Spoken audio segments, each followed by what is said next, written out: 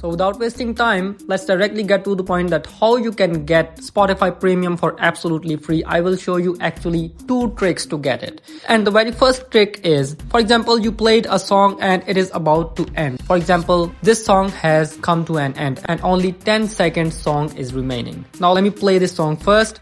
This is almost the ending of the song. So what you have to do is when the song is about to end, you have to tap and play the next song. So when you tap and play the next song, never an ad will pop up.